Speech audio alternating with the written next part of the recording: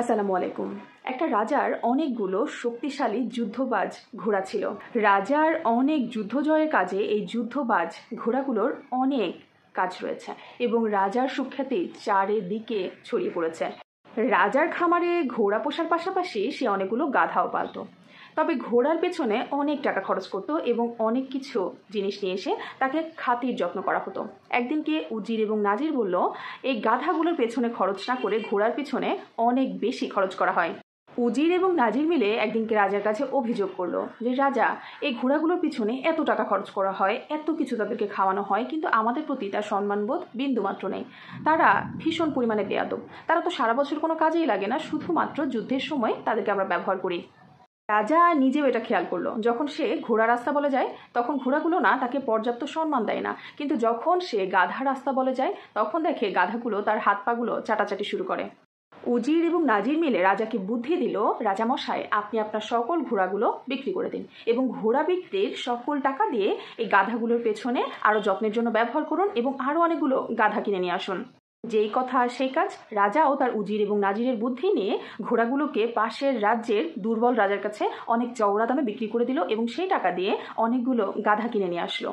তবে কিছুদিন পরে যে দুর্বল রাজার কাছে ঘোড়াগুলো বিক্রি করা হয়েছিল, সেই রাজাই দুর্বল রাজ্য থেকে তার ঘোড়াগুলো নিয়ে সেই রাজ্যকে আক্রমণ করলো এবং খুব সহজেই তার ঘোড়াগুলোর সাহায্যে সেই রাজ্যটাকে দখল করে নিল।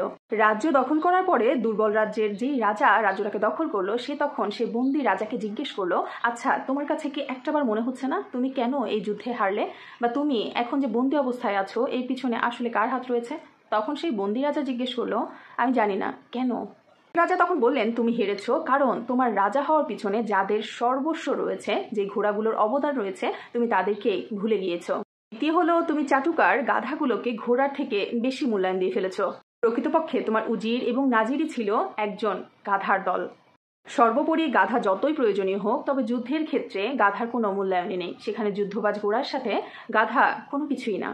তুমি তোমার রাজ্যের পিছনে যে দক্ষ কর্মীর অবদান রয়েছে, যে ঘোড়াগুলোর অবদান রয়েছে, তুমি তাদেরকে নিমিষে ভুলে গিয়েছো এবং তাদেরকে তুমি তোমার উজির নাজিরের মতো গাধার বুদ্ধি দিয়ে তাদেরকে বিক্রি করে তুমি আরও গাধা নিয়ে এসে তোমার রাজ্য পরিপূর্ণ করেছো, কিন্তু তুমি তোমার দক্ষ কর্মীগুলোকে নিমিষে ভুলে গিয়েছো।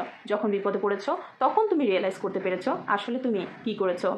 গল্পটা কোনো এক জায়গায় আমি পড়েছিলাম অথবা কোনো বইয়ে পড়েছিলাম, কোথায় পড়েছিলাম সঠিক আমার মনে নেই। তবে কি জানেন, এই গল্পটার সাথে আমাদের বাস্তবিক অনেক কিছুর অনেক মিল রয়েছে। গল্প হলেও এটা বাস্তবতার সাথে অনেক মিল রয়েছে। আমাদের সমাজ, প্রতিষ্ঠান, দেশ, প্রত্যেকটা জায়গায় এই জিনিসটা এখন বিরাজমান।